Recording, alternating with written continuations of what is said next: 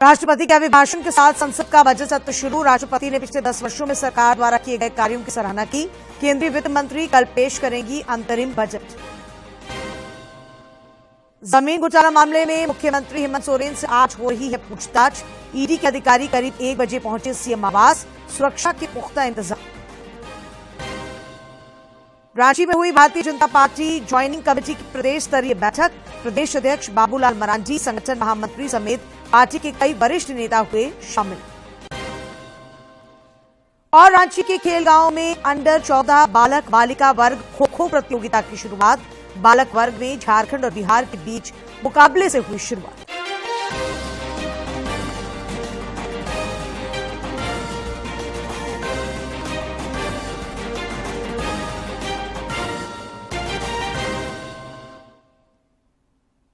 नमस्कार, प्रादेशिक समाचार में आपका स्वागत है। मैं हूं डॉक्टर शीता आनंद और अब समाचार विस्तार से। संसद का बजट सत्र आज से शुरू हो गया है।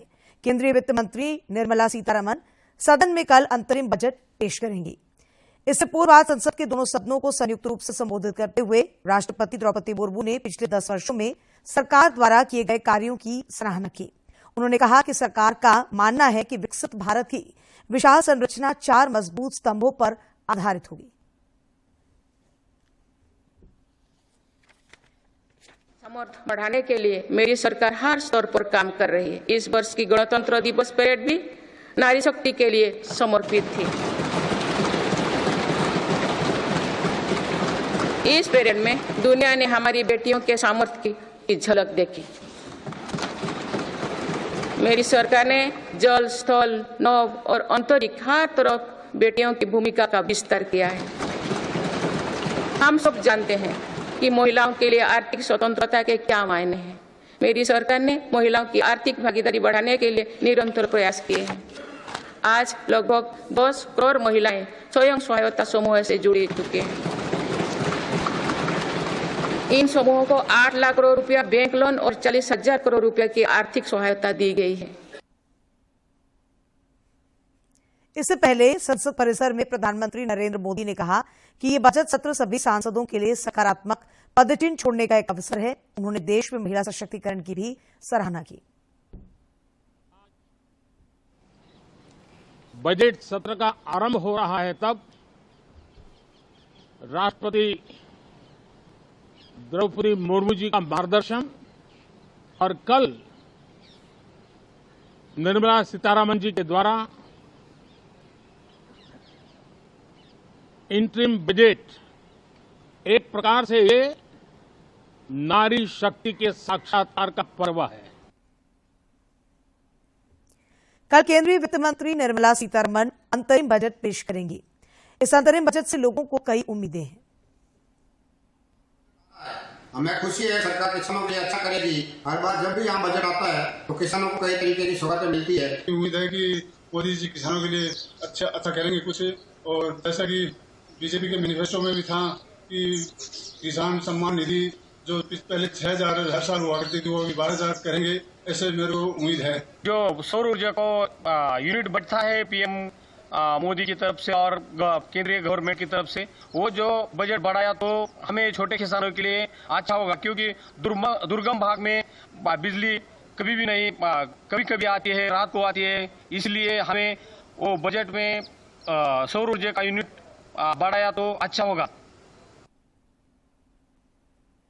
झारखंड विधानसभा का बजट सत्र 9 फरवरी को राज्यपाल सीपी राधाकृष्णन के अभिभाषण के साथ शुरू होगा। इस दिन शोक प्रकाश भी प्रस्तुत होगा। 12 फरवरी को चालू वित्तीय वर्ष का तृतीय अनुपूरक बजट पेश किया जाएगा।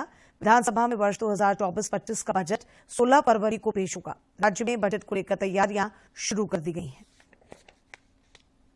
मुख्यमंत्री हेमंत सोरेन से आज सीएमओ में ईडी की टीम पूछताछ कर रही है। 10वें समन के बाद ईडी की टीम आज दोपहर 1 बजे के आसपास सीएम आवास पहुंची। सीएम आवास के मुख्य द्वार पर तैनात सुरक्षा कर्मियों ने ईडी के अधिकारियों को जांच के बाद अंदर भेजा। ईडी के साथ आई सीआरपीएफ की टीम को गेट पर ही रोक दिया गया। ईडी से पूछताछ को लेकर एहतियात के तौर पर ईडी कार्यालय, सीएम आवास और राजभवन की चारदीवारी के 100 मीटर के अंदर धारा 144 लागू कर दी गई थी। उधर दिल्ली में छापेमारी को लेकर झारखंड के मुख्यमंत्री हेमंत सोरेन की ओर से प्राथमिकी दर्ज कराई गई है। राजधानी रांची के ST/SC थाने में ईडी के अधिकारियों के विरुद्ध ये प्राथमिकी दर्ज कराई गई है। यह आरोप लगाया गया है कि सीएम की गैर मौजूदगी में दिल्ली स्थित आवास पर छापेमारी की गई और कर्मचारियों से दुर्व्यवहार किया गया।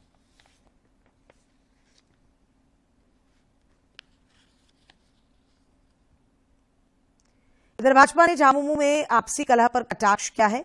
गोड्डा सांसद निशिकांत दुबे ने कहा कि हेमंत सोरेन के परिवार में कलह है, लेकिन उनके घर में विद्रोह हो गया है। 29 में से 18 MLA जो है उनकी पत्नी के पक्ष में नहीं है। वीर शिबू सोरेन जी जो है, जिन्होंने पार्टी बनाई है दुर्गा सोरेन जी के साथ, उनकी पत्नी बसंत सोरेन, ये सब कोई साथ परिवार उनके साथ हैं। और 18 MLA जो झारखंड मुक्ति मोर्चा के हैं वो बसंत सोरेन को मुख्यमंत्री बनाना चाहते हैं और इसीलिए उन्होंने 2 कागज पर साइन कराया है। और मुझे लगता है कि झारखंड मुक्ति मोर्चा की जो टूट फूट है, ये टूट फूट उनको दिखाती है कि हम भ्रष्टाचारी के साथ नहीं रहना चाहते, हम संघर्ष से जो है इस पार्टी को बनाएं। और मुझे लगता है कि झारखंड का भविष्य उज्जवल होने वाला है। वाराणसी कोर्ट ने ज्ञानव्यापी के व्यास तहखाने पर बड़ा फैसला दिया है। कोर्ट ने हिंदू पक्ष के समर्थन में फैसला सुनाते हुए व्यास तहखाने में पूजा का अधिकार दे दिया है। वाराणसी जिला अदालत ने व्यास तहखाने में पूजा के लिए जिला प्रशासन को 7 दिनों के अंदर पूजा के लिए व्यवस्था करने को भी कहा है। स्वीकार करते हुए पूजा का अधिकार देने का निर्णय सुनाया। अदालत ने जिला प्रशासन से 7 दिन के अंदर पूजा से जुड़ी सभी व्यवस्थाएं करने को कहा है। हिंदू पक्ष ने अदालत के फैसले को बड़ी जीत बताया है। हिंदू पक्ष का कहना है कि यह फैसला उतना ही ऐतिहासिक है जितना 1986 में अयोध्या में तारा खोलने का निर्णय था। ज्ञानवापी स्थित व्यास जी के तहखाने को जिलाधिकारी को सौंपने व उसमें पूजा पाठ का अधिकार देने की मांग को लेकर पंडित सोमनाथ व्यास के नाती शैलेंद्र पाठक की ओर से दाखिल मुकदमे में जिला जज डॉक्टर अजय कृष्ण विश्वेश ने मंगलवार को आदेश सुरक्षित रख लिया था। शैलेंद्र कुमार पाठक की ओर से बीते साल 25 सितंबर को दाखिल कर दावा किया गया था कि ज्ञानवापी के दक्षिण की ओर से मौजूद इमारत में तहखाना है। यह प्राचीन मंदिर के मुख्य पुजारी व्यास परिवार की मुख्य गद्दी है। इस बात के पर्याप्त साक्ष्य हैं कि वंशानुगत आधार पर पुजारी व्यास जी ब्रिटिश शासनकाल में भी वहां कब्ज थे और दिसंबर 1993 तक वहां पूजा अर्चना की है। वहां हिंदू धर्म की पूजा से संबंधित सामग्री, बहुत सी प्राचीन मूर्तियां और धार्मिक महत्व की अन्य सामग्री वहां मौजूद है। JSSC CGL की परीक्षा के प्रश्न पत्र वायरल होने के बाद से छात्रों में आक्रोश व्याप्त है। छात्र JSSC कार्यालय के बाहर आज धरना प्रदर्शन कर रहे थे। छात्र इतने उग्र हो गए कि अध्यक्ष की गाड़ी को उन्होंने क्षतिग्रस्त कर दिया। इसके बाद पुलिस ने लाठीचार्ज किया, जिसमें कुछ छात्रों के घायल होने की खबर सामने आई है।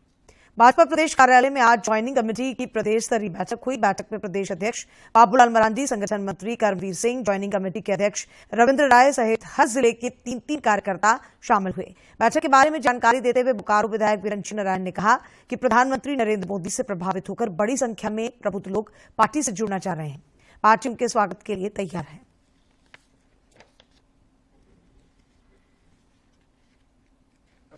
आग्रह है, शीतल जायसवाल जी का आग्रह है।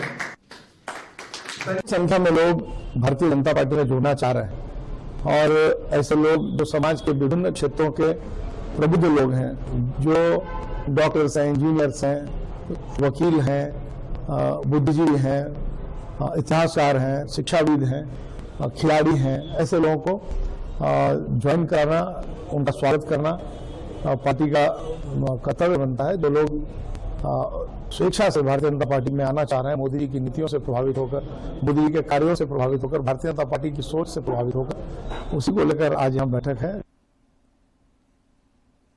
करीब 1250 करोड़ रुपए के अवैध खनन मामले में दाऊ यादव के बेटे राहुल यादव की जमानत याचिका पर आज ईडी कोर्ट में सुनवाई हुई। मामले में दोनों पक्षों की सुनवाई पूरी हो गई है। इसके बाद ईडी के विशेष न्यायाधीश PK शर्मा की अदालत ने फैसला सुरक्षित रख लिया है। दरअसल हाईकोर्ट के आदेश के बाद राहुल ने 2 जनवरी 2024 को ईडी कोर्ट में सरेंडर किया था और इसके बाद उसे न्यायिक हिरासत में जेल भेज दिया गया था। मुख्य सचिव L ख्यांगते को अगले आदेश तक अपने कार्यों के साथ अपर मुख्य सचिव गृह कार्य और आपदा प्रबंधन विभाग का अतिरिक्त प्रभार दिया गया है। वहीं सदस्य राजस्व परिषद रांची के पद पर पदस्थापित राजीव अरुण इक्का को अपने कार्यों के साथ अपर मुख्य सचिव वन विभाग का अतिरिक्त प्रभार सौंपा गया है। इस संबंध में कार्मिक प्रशासनिक सुधार राजभाषा विभाग ने अधिसूचना जारी कर दी है। झारखंड पुलिस में 8 दर्जन पुलिस उपाधीक्षक का तबादला किया गया है। इनमें 4 IPS और नव प्रोन्नत DSP शामिल हैं। अमित कुमार को रांची सदर DSP, वेंकटेश रमन को सिटी DSP और प्रमोद मिश्र को हटिया DSP बनाया गया है। वहीं प्रशिक्षु IPS कुमार शिवाशीष को हजारीबाग SDPO, पारस राणा को चक्रधरपुर SDPO बनाया गया है।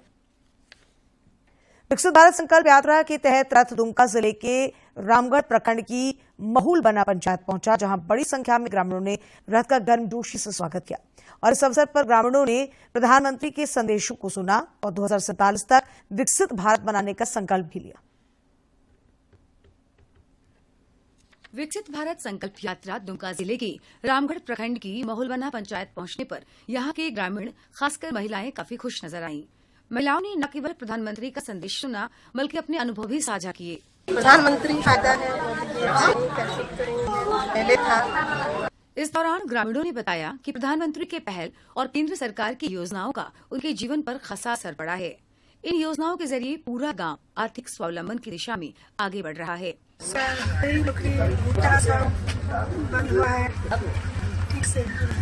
बहरहाल विकसित भारत संकल्प यात्रा दूर दराज के इलाकों में रह रहे लोगों को विकास की मुख्य धारा से जुड़ने और उनमें आत्मविश्वास प्रदान करने में सफल हो रहा है।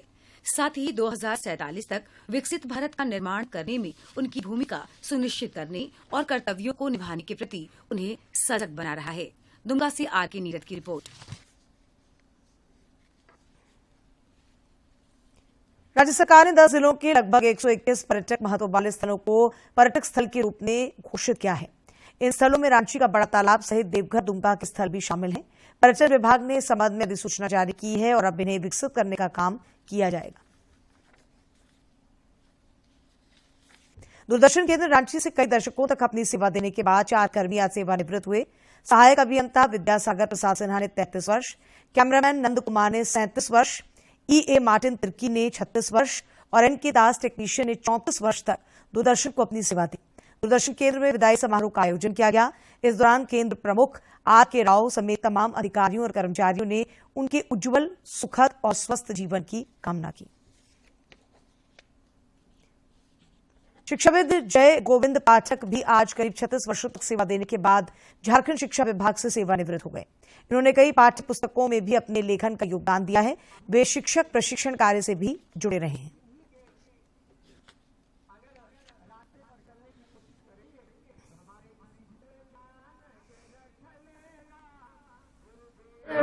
अपने चरणों में मुझे दास बना कर रख लेना गुरु देव, तू अपने चरणों में।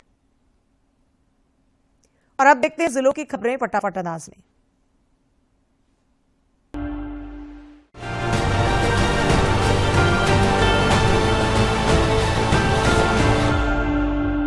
दुमका जिले में खनन टास्क फोर्स की बैठक हुई। जिले के उपायुक्त ने अवैध खनन तथा परिवहन पर रोक लगाने के साथ ही अवैध खदानों को डोजरिंग कर ध्वस्त करने का निर्देश दिया है। दुमका जिले के जरमुंडी प्रखंड के पेटसर गांव में ग्रामीणों ने श्रमदान कर मोतीहारा नदी से चेक डैम बनाने का कार्य प्रारंभ किया है। लगभग 150 परिवार के लोग इस काम में लगे हुए हैं। पलामू के उपायुक्त कार्यालय में जनता दरबार का आयोजन किया गया। इस दौरान उपायुक्त ने विभिन्न प्रखंडों से आए लोगों की समस्याओं को सुना और संबंधित विभाग के पदाधिकारियों को आवश्यक दिशा निर्देश दिए। देवघर में हाथ मिलाएं कुष्ठ मिटाएं और स्पर्श कुष्ठ जागरूकता अभियान के तहत कार्यक्रम का आयोजन किया जा रहा है। ये जागरूकता अभियान 13 फरवरी तक चलेगा। रांची टाटा मुख्य मार्ग पर स्थित बुंडू थाना क्षेत्र में नवाडी के पास कार की चपेट में आने से एक बाइक सवार युवक की मौत हो गई है। वहीं सड़क दुर्घटना के बाद कार चालक कार छोड़कर फरार हो गया है। मृतक युवक की पहचान खूंटी जिले के अड़की थाना क्षेत्र के नोड़ी स्थित कुजियाम्बा गांव निवासी दिनेश महली के रूप में हुई है। गोड्डा जिले के पुड़ैयाहाट प्रखंड के अंतर्गत रेलवे स्टेशन पुड़ैयाहाट में आंखों का निःशुल्क इलाज हो रहा है। लाइफलाइन एक्सप्रेस के माध्यम से आंख के रोगों की विशेष रूप से जांच एवं मोतियाबिंद के मरीजों का सफल ऑपरेशन किया जा रहा है। ओडिशा के सिंहपुर जिले में मेडिकल कॉलेज सहित अन्य मांगों को लेकर ओडिशा से साइकिल से निकले सुरेंद्र बिश्वाल के गुमला पहुंचने पर जगह जगह लोगों के द्वारा उनका स्वागत किया गया। वे लचर स्वास्थ्य सुविधा समेत कई बुनियादी समस्याओं को लेकर साइकिल से दिल्ली निकले हैं। रांची के जेएसएससी कार्यालय के बाहर हजारों की संख्या में छात्रों ने आज प्रदर्शन किया। ये छात्र झारखंड राज्य कर्मचारी चयन आयोग द्वारा आयोजित झारखंड स्नातक संयुक्त प्रतियोगिता परीक्षा 2023 में गड़बड़ी की शिकायत को लेकर प्रदर्शन कर रहे हैं।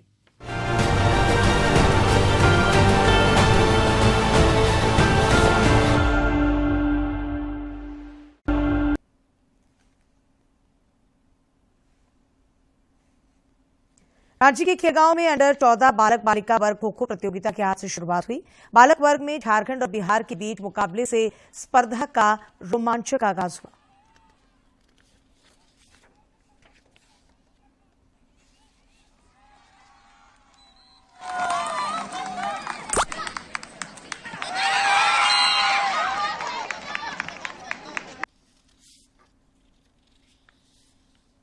और बात मौसम की। राजधानी रांची समेत राज्य के कई इलाकों में आज दिन भर धूप की आंख मिचौली जारी रही। सुबह से ही कोहरे का असर दिखा और दोपहर बाद ही शाम जैसा मौसम दिखने लगा। मौसम विज्ञान केंद्र रांची ने आज देर रात और कल राजधानी रांची समेत कुछ जगहों पर बारिश की संभावना व्यक्त की है।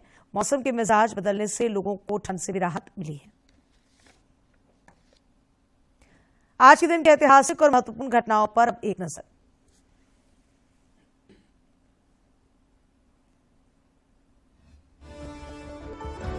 ये कहानी है भारत के सर्वोच्च सैन्य अलंकरण परमवीर चक्र से सम्मानित पहले भारतीय मेजर सोमनाथ शर्मा की। 31 जनवरी साल 1923 में मेजर शर्मा का जन्म हिमाचल के कांगड़ा जिले में हुआ। मेजर सोमनाथ शर्मा भारतीय सेना में कुमाऊं रेजिमेंट की 4ठी बटालियन में कंपनी कमांडर थे। उनका फौजी जीवन द्वितीय विश्व युद्ध से शुरू हो गया था। नवंबर 1947 में पाकिस्तानी कबाइलों द्वारा कश्मीरी हवाई अड्डे पर कब्जा करने की नाकाम कोशिश को मेजर शर्मा ने अपने कुशल नेतृत्व और पराक्रम से विफल कर दिया। भारत पाकिस्तान के इस युद्ध में वीरता से लड़ते हुए मेजर शर्मा शहीद हो गए। उनके अदम्य साहस के लिए भारत सरकार द्वारा उन्हें मरणोपरांत परमवीर चक्र से नवाजा गया। 31 जनवरी साल 1958 में संयुक्त राज्य अमेरिका द्वारा एक्सप्लोरर 1 लॉन्च किया गया। एक्सप्लोरर 1 अमेरिका द्वारा लॉन्च किया गया पहला उपग्रह था। इसको फ्लोरिडा के केप कैनावेरल से लॉन्च किया गया। एक्सप्लोरर 1 पर एक ब्रह्मांडीय किरण डिटेक्टर उपकरण लगा था, जिसे पृथ्वी की कक्षा में विकिरण पर्यावरण को मापने के लिए डिजाइन किया गया। इस उपग्रह का निर्माण और संचालन डॉक्टर विलियम एच पिकरिंग ने किया। ये अपनी कक्षा में करीब 12 वर्षों तक लगातार काम करता रहा। साल 1957 में सोवियत संघ के स्पुतनिक 1 के प्रक्षेपण के बाद अमेरिका और सोवियत संघ के बीच अंतरिक्ष के शीत युद्ध की शुरुआत हुई।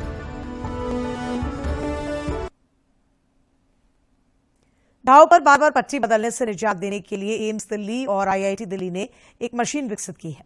इस विषय पर डॉक्टर सुषमा सागर से दूरदर्शन ने खास बातचीत की।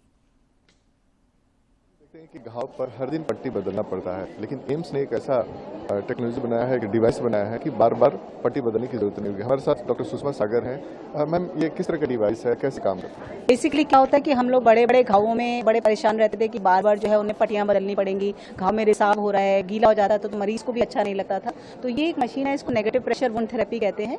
इस मशीन में फोम के द्वारा जो है जो भी घाव होता है उस पर फोम को चिपका करके और इस मशीन से कनेक्ट किया जा सकता है। इस मशीन में एक कंटेनर होता है, तो नेगेटिव प्रेशर के द्वारा जो है जो भी रिसाव उसमें घाव में हो रहा होता है वो इस कंटेनर में आ जाता है। इसमें एक सॉलिडिफायर होता है जिससे कि वो लिक्विड जो है वो सॉलिड में कन्वर्ट हो जाता है।